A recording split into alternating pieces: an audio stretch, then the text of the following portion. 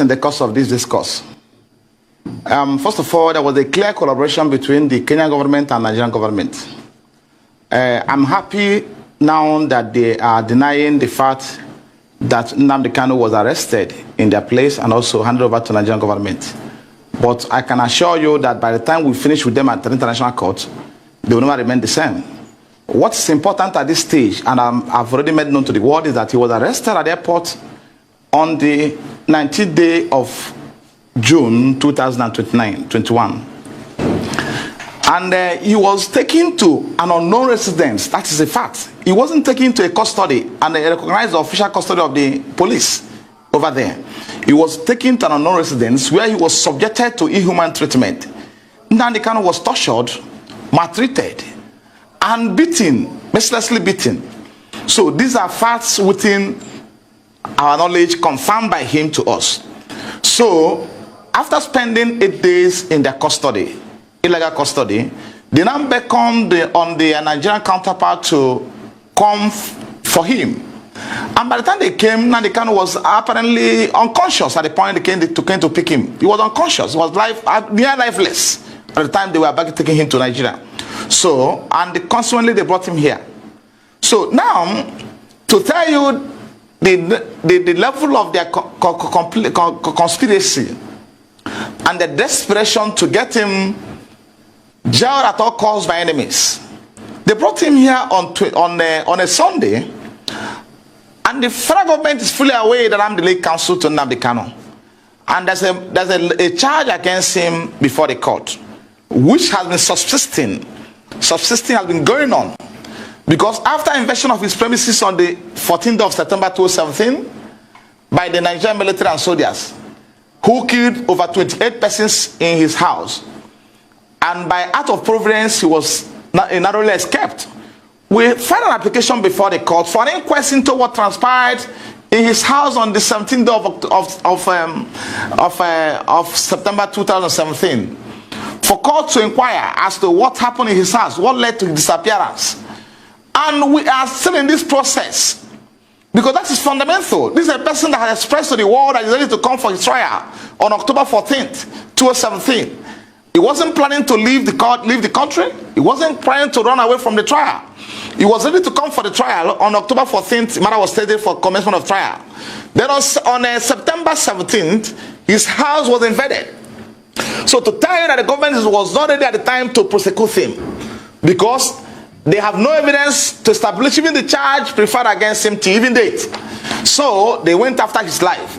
Now it's compelling on the part of the court to inquire what happened to this person I granted bail, what led to his disappearance. Then surprisingly, on the 28th of March 2019, when the matter came up for sureties to show cause why they will not be committed for contempt, why they were unable to produce Nnamdi Kanu, that was the proceedings of that day. The court gave an order revoking his bail. Then we said no, because the court should be bound by its records. We said no, and we filed an application to get order vacated. Since 2019 to date, the matter had severally come up before the court, the same court, and the court was not inclined to hear this application to vacate the order. And the worst is that the federal government has not filed any response to this application before the court. They have not filed a response in counter to application to get order vacated. They were not interested. What they are interested is to how to get in Nnamdi Kanu at all means available to them.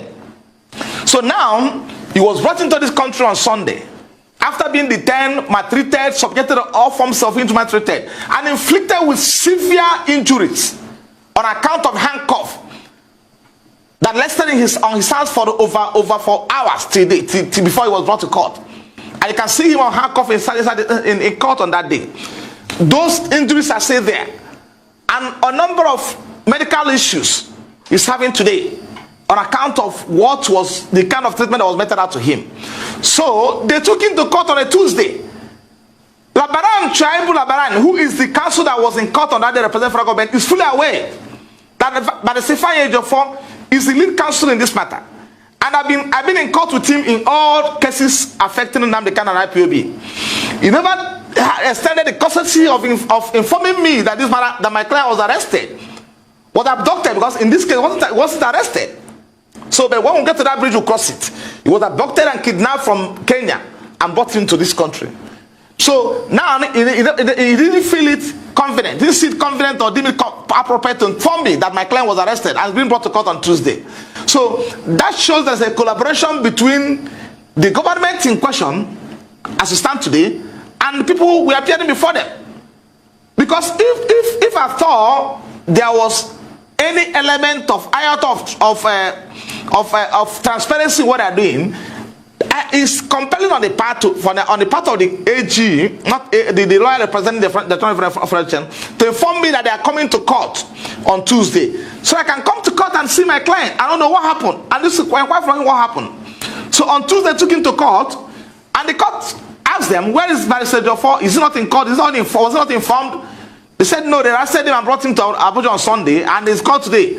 So now there's an underlying fact that my client will not get fair trial in that court. That's settled. The issue of fair trial has been taken away by this collaboration. But we keep on watching. We are going to see them in court. So that is what happened as of today. I've seen him, and he has given me every information and detail about what transpired in Kenya, how he was arrested, how he was taken to a non-destination, and how he was maltreated, how they nearly killed him over there. And it's obviously from what he told me that it was at the behest of the federal government that they were doing those things. So until when they beckon on them to come, these are against an obvious infraction to all international laws and treaties. So but at that level we're addressing it. We're going to address an international court at that level. So I'm letting you concern myself what's happening in the country. So it's obvious from every indication that my client will not get a fair trial in this court. Obvious. Until when the contrary is established. And now, Nnamdi Kanu was mandate in prison custody. Let me underline this fact. Long before he was granted bail, he spent over 2 years in custody before he was granted bail. The court itself is aware that he was in prison custody before he was granted bail. And at the point he was in prison custody, Nnamdi Kanu never at any point in time made any effort to leave the prison without the judicial process.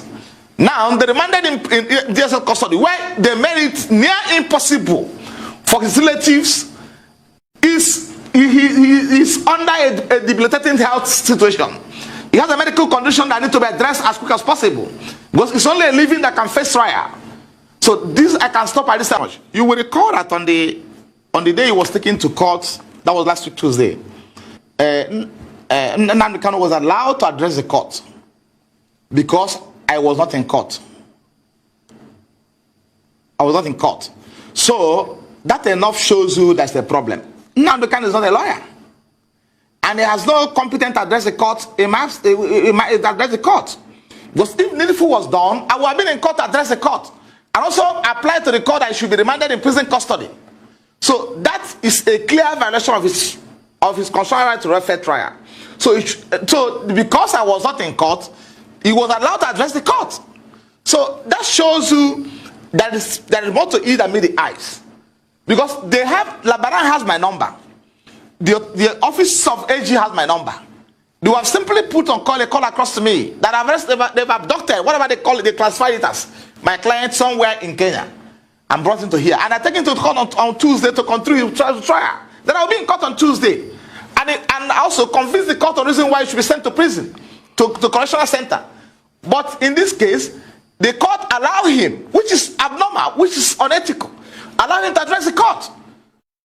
Why should court be asking him why he run away when I'm not there? We have an application before the court which contains his affidavit on oath, deposed before a commissioner for oath in Israel, stating the facts of what transpired in his house on September 14, 2017. How he nearly escaped death. How he was ready to come to court on 14th of October 2017 to face trial.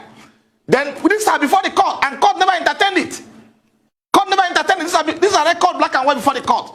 Court has never entertained this application before the court. So I will be craving the court or at any adjournment for the court to hear it, because it's fundamental to his fair trial, to the right. The court will hear and understand what transpired in his house. That's very fundamental. Then the court is now allowed to address the court on these facts, which are already before the court. So that's area that's why I'm entertaining fear that he will be granted a fair trial in this court. So now, coming to what happened in court, the matter has now been adjourned to the 6th of October, to 6th of July. Let it be clear to everybody, he never jumped bail. Because if the federal government was serious about prosecuting Nnamdi Kanu,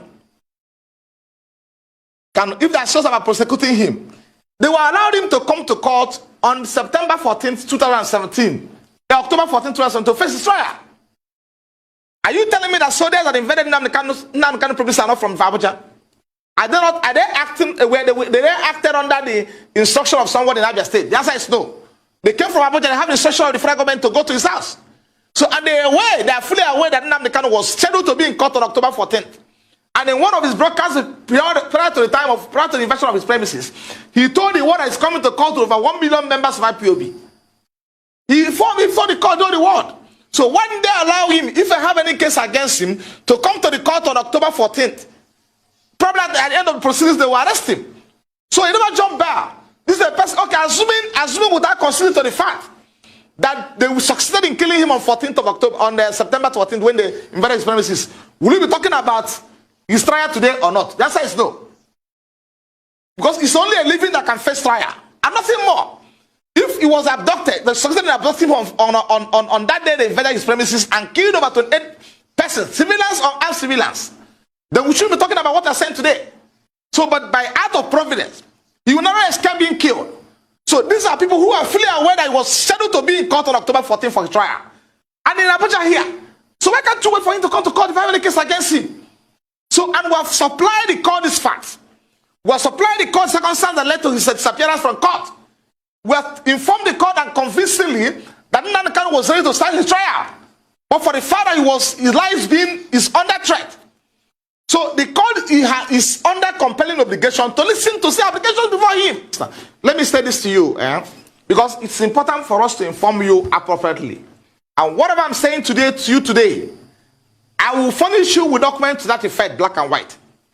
Before the date slated for his trial, the federal government, acting through the Attorney General of Federation, filed an application to vacate his bail, to vacate his bail, right?